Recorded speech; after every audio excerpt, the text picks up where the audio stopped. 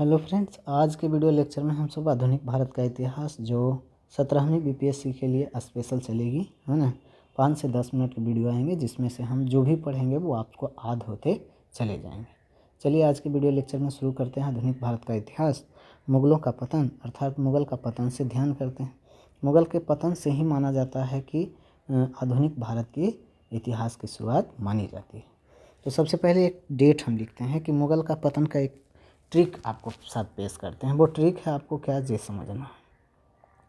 Trick है हम सबसे पहले लिखते हैं 333 लिख दिया। 333 के बाद लिख देते हैं 707। ओके, 707 के पहले लगा दीजिए 1। ओके, अब समझना है इसको। 1 3 जो है इसको हम अ बना देते हैं। तो अ जैसे ही बनाते हैं तो कहता है कि बन जाता है क्या, औरंगजेब। तो लिख देंगे औरंगजेब। ओके, और तीसरा को 3 ही रह देते हैं और इसको लिख देते हैं 3 मार्च। ठीक, और इसको यहाँ मिला देते हैं 1707 में। और 1 3 जो बचा है उसको भी बना देते हैं हम सब अ, और यहाँ से लिख देते हैं ई अ से बन जाता है अहमद नगर। क्या लिखेंगे, अहमद नगर। ओके, तो क्या होता है कि 3 मार्च 1707 में औरंगजेब की मृत्यु अहमदनगर में हो जाता है। और जैसे ही अहमदनगर में मृत्यु हो जाता है तो उसके 3 पुत्र होते हैं, और 3 पुत्र जो कि मुअज्जम, आजम और कामबख्श होता है। और तीनों के बीच क्या हो जाता है, उत्तराधिकारी के लिए युद्ध हो जाते हैं। समझे। औरंगजेब के 3 पुत्र हैं। 3 पुत्र कौन? औरंगजेब के 3 पुत्र जो होते हैं, एक है मुअज्जम, दूसरा है आजम और तीसरा है कामबख्श। अब क्या होता है कि तीनों पुत्र में क्या होते हैं कि उत्तराधिकारी के लिए युद्ध हो जाता है। किसके लिए? उत्तराधिकारी।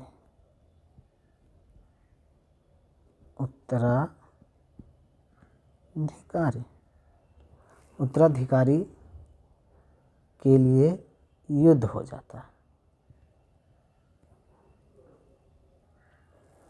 अब देखिए, अब उत्तराधिकारी पद के लिए युद्ध हो जाता है। ध्यान रखना है कि बड़ा पुत्र जो होता है, जिसका नाम क्या है, मुअज्जम है, वो अफगान, फिलहाल इस समय जब औरंगजेब की मृत्यु होता है उस समय मुअज्जम अफगानिस्तान के निकट जो है लाहौर है। लाहौर में बहादुर शाह के नाम से क्या करता है, राज्याभिषेक करवाता है।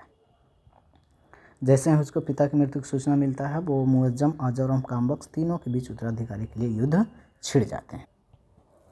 अब क्या होता है कि जो युद्ध होते हैं, अब मुअज्जम जो बड़ा पुत्र है, मुअज्जम किसके साथ? आजम के साथ युद्ध हुआ। कहाँ हुआ? तो जजाऊ। कब होता है? तो 1707 में, है ना, युद्ध हुआ। और क्या होता है कि आजम को मार देता है। आजम को मार दिया। फिर इसके जस्ट 2 साल बाद क्या होता है कि कामबख्श, मुअज्जम वर्सेस कामबख्श के बाद कामबख्श के बीच युद्ध होता है। कहाँ होता है? तो मुअज्जम आजम के साथ कामबख्श, ब है यहाँ तो ब से बीजापुर, तो यहाँ हो जाता है कि बीजापुर में हरा देता है। बीजापुर में मार डाला।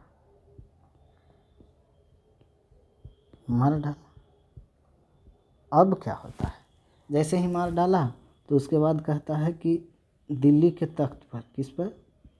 दिल्ली के तख्त पर कौन बैठ जाता है?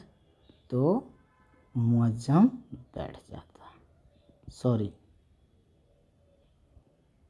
मुअज्जम, चलिए इसको देख लीजिएगा, मुअज्जम बैठ जाता है दिल्ली के तख्त पर। अब क्या होता है कि दिल्ली तख्त पर बैठता है, तो कब से कब तक? तो इस दिल्ली के तख्त पर 5 साल के लिए बैठता है। चलिए आगे स्लाइड लेते हैं इसको। चलिए इतना तक ध्यान दोहरा देते हैं हम सब ध्यान से इसको। कहता है मुगल का पतन कब से, औरंगजेब की मृत्यु के बाद। कहता है औरंगजेब की मृत्यु के बाद क्या होता है, औरंगजेब की मृत्यु को याद करने का ट्रिक क्या था, 333 707 लिखते थे। 333 में पहला औरंगजेब, 3 को आ बना दिए, औरंगजेब बन गया। और औरंगजेब बनने के बाद क्या होता है, ध्यान रखना इसको,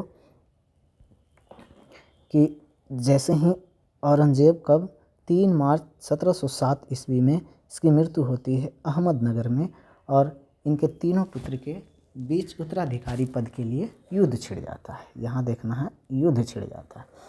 कहता है कि इस समय कहता है उसका बड़ा पुत्र जो मुअज्जम है वो अफगानिस्तान में था, और लाहौर में क्या होता है कि बहादुर शाह के नाम से कहता है राज्याभिषेक करवाया था। ठीक है, अब देखिए उत्तराधिकारी पद के लिए मुअज्जम और आजम के साथ, दूसरा पुत्र आजम था तो आजम के साथ लड़ाई होता है। अब देखिए मुअज्जम में ही घुसा हुआ आजम, तो सबसे पहले मुअज्जम किसको हराएगा, आजम को। कहाँ हराएगा, तो जजाऊ में।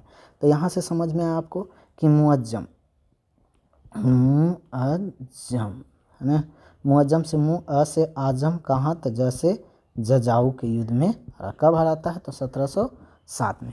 और छोटी डेट बोले तो 18 जून 1760 में, 18 जून 1707 में हरा देता है। कहाँ, तो बीजापुर के जजाऊ के युद्ध में। किसको हरा देता है, आजम को हरा देता है। दूसरा क्या होता है, इसके 2 साल बाद क्या होता है कि मुअज्जम जो है कि कामबख्श के साथ युद्ध हो जाता है, छिड़ता है।